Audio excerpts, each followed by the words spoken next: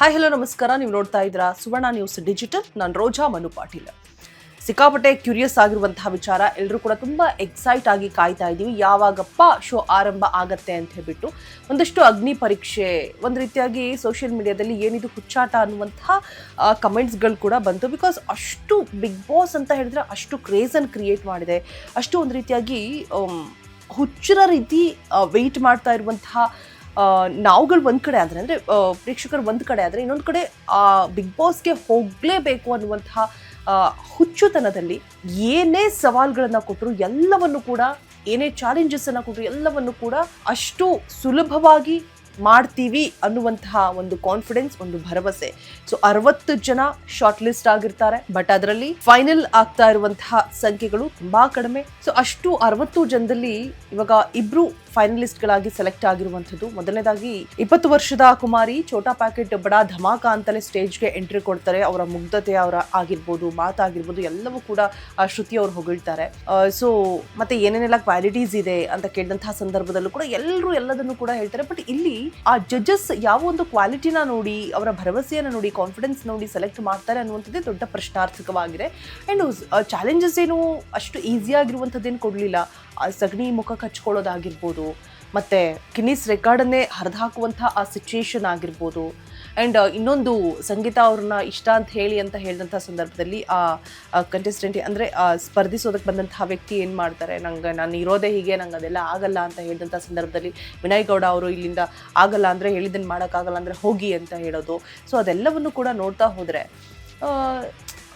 ಎಷ್ಟು ವಿಭಿನ್ನವಾದಂತಹ ಪರ್ಸ್ನಾಲಿಟೀಸ್, ವ್ಯಕ್ತಿತ್ವಗಳಾಗಿರ್ಬೋದು ನೋಡ್ತೀವಿ. And big boss ಮನೆ ಒಳಗಡೆ ಇವರೆಲ್ಲರೂ ಕೂಡ ಹೋದಂತಹ ಸಂದರ್ಭದಲ್ಲಿ ಅಲ್ಲಿ ಫೇಸ್ ಮಾಡುವಂತಹ ಚಾಲೆಂಜಸ್ ಆಗಿರ್ಬೋದು. ನೋಡಿ, ವೇದಿಕೆ ಮೇಲೇ ಅಷ್ಟೆಲ್ಲ ಚಾಲೆಂಜಸ್ಸು, ಸವಾಲುಗಳು, ಮಾಡಲೇಬೇಕು ಅನ್ನುವಂತಹ ಕಾನ್ಫಿಡೆನ್ಸು ಎಷ್ಟು ಡಿಫ್ರೆಂಟ್ ಆಗಿರುವಂಥದ್ದು. ಆ ಪ್ರೊಮೋಸ್ನ ನೋಡಿದಾಗ್ಲೇ ಮೈ ಗಾಡ್ ಅಂತ ಅನಿಸುತ್ತೆ. ಇನ್ನು ಒಳಗಡೆ ಹೋದಂಥ ಸಂದರ್ಭದಲ್ಲಿ ಇನ್ನೇನೆಲ್ಲ ಆಗುತ್ತೋ, ಇನ್ನೇನೆಲ್ಲ ಚಾಲೆಂಜಸ್ಸನ್ನು ಫೇಸ್ ಮಾಡಬೇಕಾಗುತ್ತೋ, ಇನ್ನೇನೆಲ್ಲ ಗೇಮ್ಸನ್ನು ಕೊಡ್ತಾರೋ. ಸೊ ಈ ರೀತಿಯಾದಂತಹ ಕ್ಯೂರಿಯಾಸಿಟಿ ಇದ್ದೇ ಇದೆ ಪ್ರತಿ ವರ್ಷದಂತೆ ಈ ವರ್ಷವೂ ಕೂಡ. ಸೊ ಬಿಗ್ ಬಾಸ್ ಸೀಸನ್ 13 ಇನ್ನೇನು ಕೆಲವೇ ದಿನಗಳಷ್ಟೇ ಬಾಕಿ ಉಳಿದಿರುವಂಥದ್ದು ಆರಂಭಕ್ಕಾಗಿ.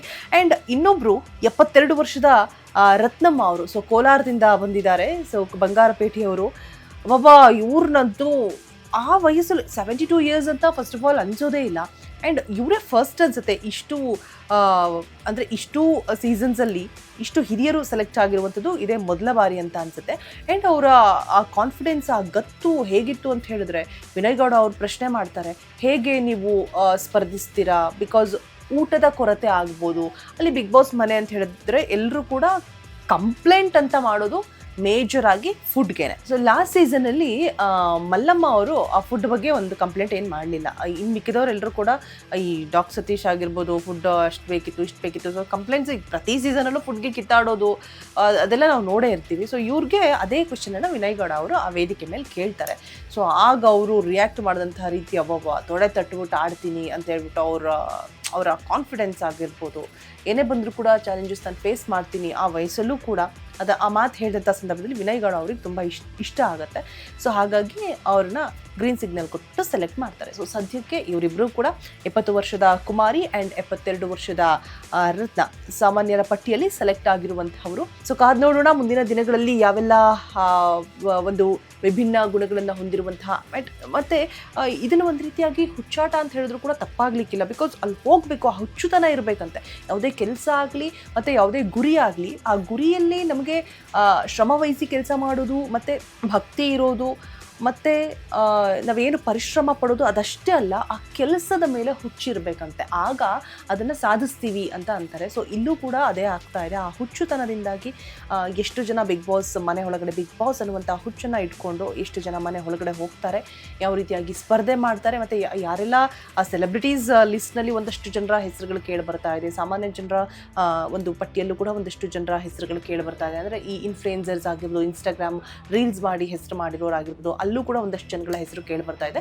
ಬಟ್ ಯಾರು ಫೈನಲ್ ಆಗ್ತಾರೆ ಅನ್ನುವಂಥದ್ದು ಸದ್ಯಕ್ಕೆ ಇರುವಂತಹ ಕುತೂಹಲ. ಬೆರಳೆಣಿಕೆ ದಿನಗಳಷ್ಟೇ ಬಾಕಿ ಉಳಿದಿರುವಂಥದ್ದು. ಸೊ ಕಾದ್ ನೋಡೋಣ ಯಾರೆಲ್ಲ ಸೆಲೆಕ್ಟ್ ಆಗ್ತಾರೆ ಅನ್ನುವಂಥದ್ದನ್ನು ನಾನು ಕೂಡ ಸಿಕ್ಕಾಪಟ್ಟೆ ಎಕ್ಸೈಟ್ ಆಗಿದ್ದೀನಿ. ಸೊ ಇನ್ನಷ್ಟು ಅಪ್ಡೇಟ್ಸನ್ನು ಕೊಡ್ತಾ ಹೋಗ್ತೀನಿ ಬಿಗ್ ಬಾಸ್ ಬಗ್ಗೆ. ಮಿಸ್ ಮಾಡದೆ ಫಾಲೋ ಮಾಡ್ತಾ ಇರಿ ಸುವರ್ಣ ನ್ಯೂಸ್ ಡಿಜಿಟಲ್ ಚಾನೆಲ್. ಆ್ಯಂಡ್ ನೋಡ್ತಾ ಇರಿ ಸುವರ್ಣ ನ್ಯೂಸ್, ಇದು ನೇರ ದಿಟ್ಟ ನಿರಂತರ. ಇಷ್ಟೊತ್ತು ಸುದ್ದಿ ಕೊಟ್ಟ ನಾನು ರೋಜಾ ಮನು ಪಾಟೀಲ್.